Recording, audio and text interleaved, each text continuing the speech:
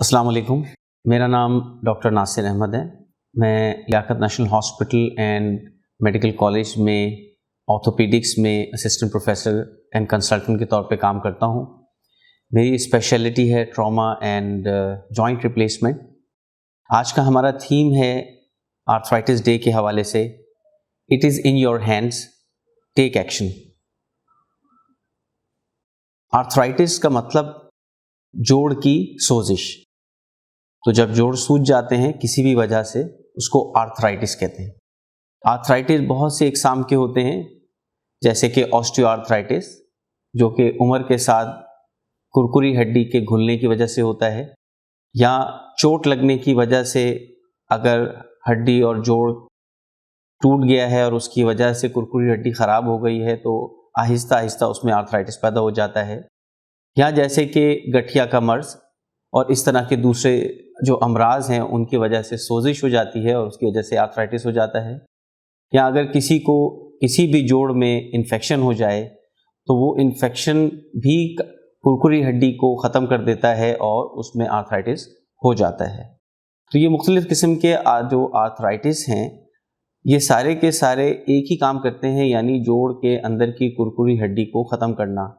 یہ جو کرکری ہڈی ہے یہ بہت ہی نرم اور ملائم ہڈی بنائی ہے اللہ تعالیٰ نے، جو کہ ہڈی کے اوپر لہوتی ہے جس کی وجہ سے تکلیف نہیں ہوتی۔ جب یہ کرکری ہڈی ختم ہو جاتی ہے تو نیچے کی سخت ہڈی ایک دوسرے پر رگڑ کھانا شروع کر دیتی ہیں، جس کی وجہ سے مریض کو چلنے پھرنے میں یا کام کرنے میں دشواری شروع ہو جاتی ہے۔ تو ہمارا مقصد آج کی ویڈیو کا یہ ہے کہ کس طرح سے ہم اس کو ہونے سے پہلے ہم پریونٹ کر لیں۔ تو پریونشن سب سے امپورٹنٹ چیز ہے۔ اگر کسی کی کرکری ہڈی کی ہیلتھ اچھی ہے اور اس کی ہڈیاں مضبوط ہیں تو اس کو آسٹیو آرتھرائٹس یا دوسرے آرتھرائٹس کی وجہ سے پرابلم ہونے کے چانسز کم ہوں گے۔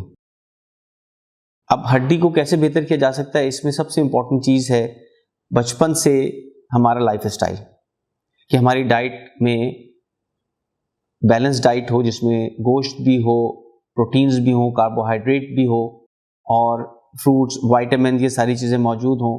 خاص طور پہ milk and milk products are very important. اس کے ساتھ ایکسرسائز یعنی کھیلنا کودنا اور جسمانی ورزش کرنا۔ جو لوگ جسمانی مشقت اٹھاتے ہیں، ورزش کرتے ہیں، ان کی ہڈیاں پٹھے زیادہ مضبوط ہوتے ہیں۔ جو زیادہ بیٹھ کے کام کریں گے تو ظاہر ہے کہ وقت کے ساتھ ان کی ہڈی میں وہ طاقت نہیں ہوگی، اور اگر کبھی خدا نہ خواستہ آگے چل کے عمر میں ان کو کوئی آرتھرائٹس کا پرابلم ہوا تو اس میں ان کی ہڈیاں جلدی کمزور ہو جائیں گی اور جو کرکری ہڈی ہے جلدی گھس جائے گی۔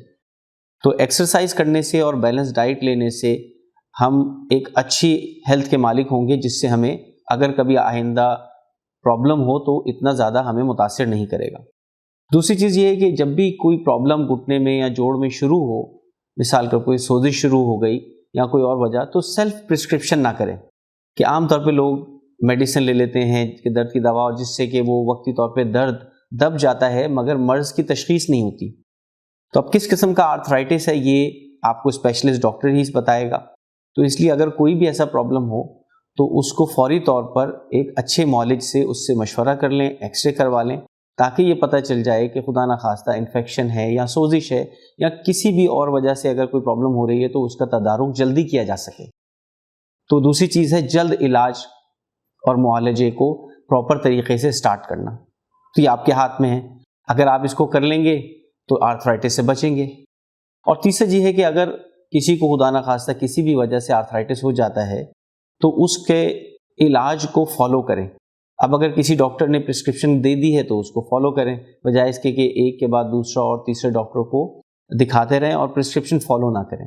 تو ایک صحیح طریقے سے علاج کرنے سے بھی آرتھرائٹس کو روکا جا سکتا ہے، ارلی اس کی جو ہے ٹریٹمنٹ کی جا سکتی ہے۔ آرتھرائٹس کے لیے بہت ساری ادویات ہوتی ہیں جو مختلف قسم کے آرتھرائٹس میں مختلف ہوتی ہیں۔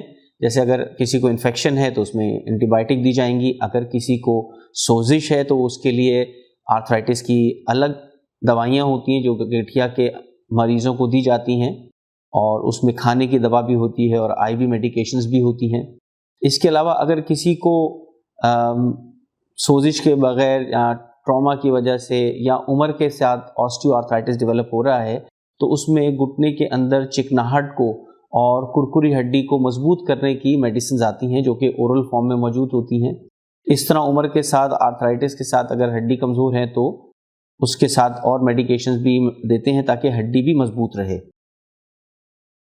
اگر اورل میڈیکیشن سے پین کلر سے فائدہ ہو تو بہت اچھی بات ہے، اور اگر اس سے فائدہ نہ ہو رہا ہو تو گھٹنے میں مختلف قسم کے انجیکشن لگانے سے بھی اس کو ٹریٹ کیا جا سکتا ہے، جس میں اسٹیرائڈ کے انجیکشن بھی ہیں اور گھٹنے کے اندر چکناہٹ پیدا کرنے والے انجیکشنز بھی ہوتے ہیں۔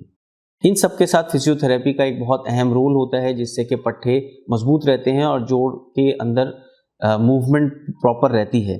تو جب بھی میڈیسن لیں ساتھ میں فزیو تھراپی ایکسرسائز ہمیشہ کرتے رہیں۔ اگر کسی کو یہ تمام علاج سے فائدہ نہ ہو اور آرتھرائٹس پروگریس کرے اور بالکل ورس کنڈیشن میں چلا جائے تو ایک فائنل ٹریٹمنٹ پھر سرجری ہوتا ہے، جس میں کہ ہم نی ریپلیسمنٹ کرتے ہیں۔ نی ریپلیسمنٹ ایک کامیاب علاج ہے اور اس کی سکسیس ریٹ تقریباً 95% ہے، جیسے کہ ہپ ریپلیسمنٹ ہے، نی ریپلیسمنٹ ہے، اور اب شولڈر اینڈ ایلبو ریپلیسمنٹ بھی پاکستان میں ہو رہی ہے۔ تو الٹیمیٹلی جوائنٹ ریپلیسمنٹس کے ذریعے سے آرتھرائٹس کی وجہ سے درد کا علاج کیا جا سکتا ہے۔ تو میں سمجھتا ہوں کہ یہ ایک اجمالی سی بات تھی کہ from causes to the treatment میں نے آپ کے سامنے رکھا، مگر یہ آپ کے ہاتھ میں ہے کہ آپ اس کو کتنا جلدی ٹریٹ کرتے ہیں، اس کو کب کیسے پریونٹ کرتے ہیں، اور اپنی صحت کا آپ کتنا خیال رکھتے ہیں۔ تو اللہ تعالیٰ ہم سب کا حامی و ناصر ہو۔ Thank you very much. السلام علیکم۔